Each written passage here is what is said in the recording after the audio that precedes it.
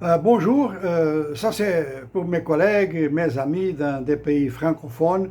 Je pense surtout aux anciens collègues à l'école d'études en sciences sociales, aux anciens collègues du GEMDEV, les anciens collègues de l'IFA à Dakar, les amis d'une façon générale. Euh, Toutes les semaines, au début de la semaine, je dois faire une vidéo pour mes collègues et mes étudiants ici au Brésil euh, concernant ou en liaison avec ma recherche sur l'Atlantique Sud. Euh, c'est pas l'ensemble de l'Atlantique Sud, hein, c'est trop grand. Je prends quatre pays que je connais bien, le Brésil, l'Argentine du côté sud-américain et l'Afrique du Sud et l'Angola du côté Afrique australe. Et le titre Atlantique Sud, c'est Atlantique Sud, économie et pouvoir.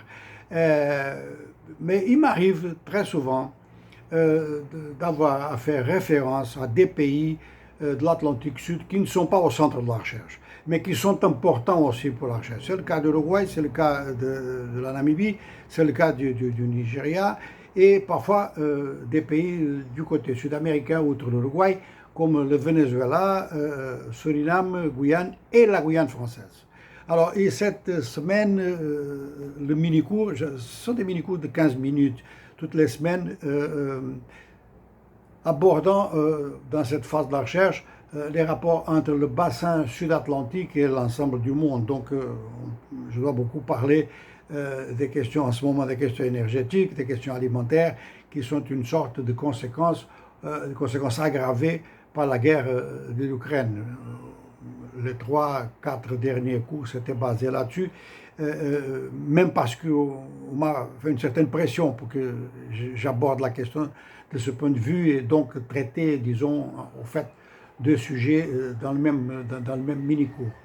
Je crois que j'ai déjà fait 7 ou 8, ça va continuer. Et cette semaine, en profitant des élections françaises et du rôle que la France joue au niveau international, je vais parler d'un sujet qui nous concerne beaucoup ici en Amérique du Sud, surtout quand on parle de la question de l'Amazonie, qui est une question stratégique centrale et que bon, personne ne peut ignorer que c'est une question stratégique centrale. Du point de vue brésilien, du point de vue de la défense au Brésil, il y a deux priorités, c'est l'Atlantique Sud et l'Amazonie. Or, la gestion amazonienne, les questions de la déforestation, mais d'autres questions, hein, la question de l'eau et même des défis qui se posent dans des pays amazoniens sur l'industrialisation, la création d'emplois, tout ça.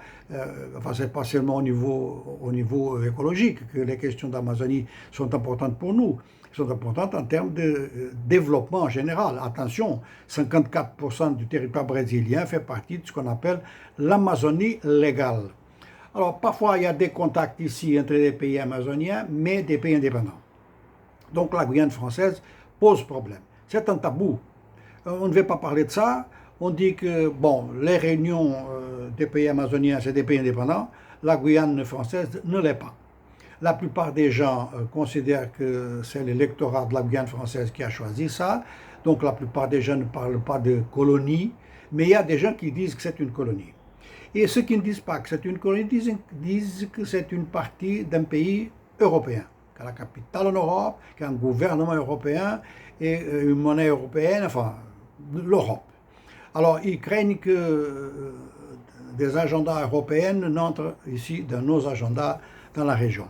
Le fait, c'est que les politiciens ont naturellement des circonstances spéciales, ils ne peuvent pas parler de tout, et en matière de prise de position sur des questions taboues, alors ils sont très lents. Nous, à l'université, au moins, on a l'obligation de ne pas aller par le même chemin, le chemin de la lenteur, alors, et de ne pas éviter les problèmes. Moi, bon, je pense souvent à cette question. De ma recherche, je vais parler de la Guyane française. On va voir en quel terme, ça va dépendre de la recherche elle-même. Mais c'est très important de constater que de toute façon, même si la Guyane française ne fait pas partie des pays qui sont plus influents, qui sont plus articulés en Amazonie, qui élaborent, essaient d'élaborer des politiques. Je ne dis pas qu'il y a une politique sud-américaine pour l'Amazonie. C'est un peu chacun pour soi. Mais on essaie de s'articuler, on essaie d'harmoniser un peu.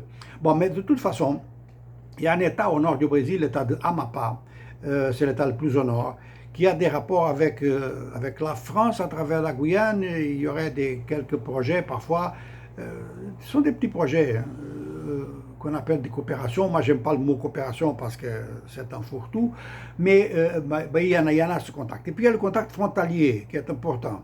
Il y a une ville guyanaise, sur la rive guyanaise du fleuve Oyapock, qui est d'accès plus ou moins libre par les citoyens brésiliens. Pour aller plus loin, pour aller à Cayenne, c'est une autre chose. Il faut un visa. Nous n'avons pas besoin de visa pour aller en France métropolitaine, mais oui, pour aller en Guyane. J'ai vu, à part ça, par ces informations que je reçois d'Amapá, j'ai déjà été dans un séminaire à Belém do Pará, où il y avait des chercheurs qui travaillent en Guyane française, qui sont venus participer. Mais c'est assez rare.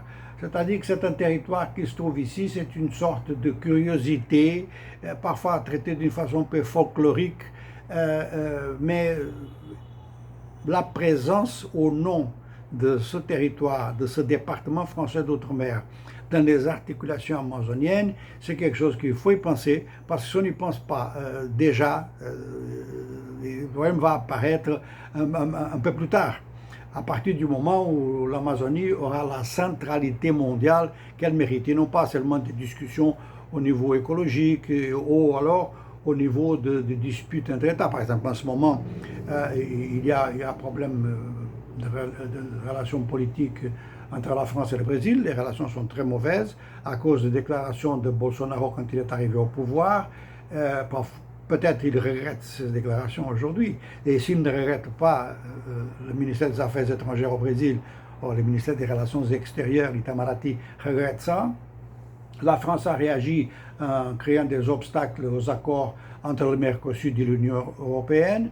Et bon, on va voir le résultat des élections brésiliennes au mois d'octobre, mais il y a déjà des élections françaises dans une semaine. Et à propos de ça, mon mini-coup de cette semaine va aborder la France et va aborder la Guyane française aussi. Alors, évidemment, on peut parler aussi de certaines curiosités. La Guyane française a déjà été territoire brésilien.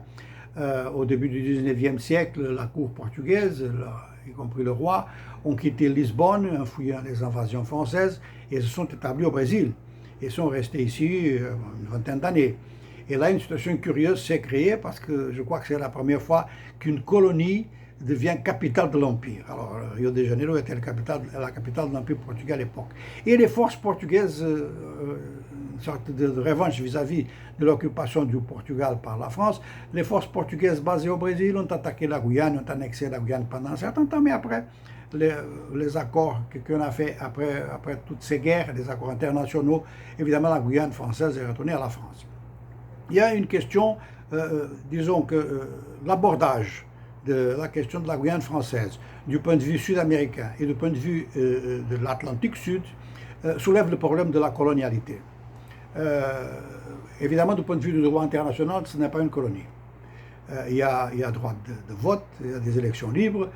Si les gens veulent choisir le parti de l'indépendance, ils peuvent choisir. Et c'est pour ça qu'au niveau des Nations Unies, c'est reconnu comme ne faisant pas partie des territoires à décoloniser. Mais ce qu'on doit dire, c'est que la colonialité du pouvoir est en fait dans tout l'Atlantique Sud, des deux côtés, ici de l'Amérique du Sud et du côté d'Afrique australe. Donc, même pour ceux qui considèrent que la Guyane française peut être une colonie, ou qui certainement a des héritages coloniaux assez importants, bon, ça, nous l'avons tous le même problème. Alors, un motif de plus pour étudier ce cas et étudier l'éventualité d'une évolution, je ne sais pas dans quel sens, des rapports entre la Guyane française et le sous-continent auquel elle appartient géographiquement.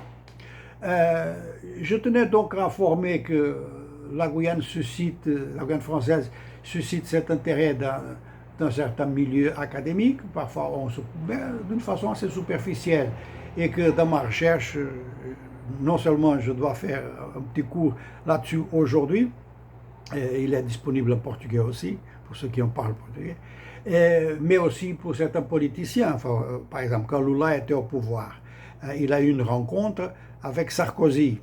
Et cette rencontre était justement en Guyane française, du côté du fleuve Oyapock, du côté guyanais. Alors, c'était déjà une sorte de reconnaissance de l'existence, hein, de ce territoire et d'un dialogue entre le Brésil et la France à travers la Guyane française. Donc la Guyane française, qui disons est un tabou, qui est un problème de définition dans le cadre des articulations amazoniennes, qui vont s'approfondir, n'ayez pas de doute. La Guyane qui est un tabou, on doit étudier, ou on peut au moins étudier, comment elle peut devenir, n'est-ce pas, un point d'approximation, un pont. Et quelles sont les phases, quelles sont les étapes, et surtout, à part la question Amazonie, on parle d'Amazonie en termes de forêt, mais l'Amazonie n'est pas seulement une forêt. Il y a des gens qui habitent, il y a des besoins de développement dedans. Et puis, il y a même la grande recherche, la nouvelle technologie. C'est en Guyane qu'il y a les principales installations françaises aérospatiales. Il y en a aussi du côté amazonien brésilien, à Alcantara. Donc, on est un peu condamné à s'entendre. On va définir comment. Les chercheurs, on a peut-être un mot à dire.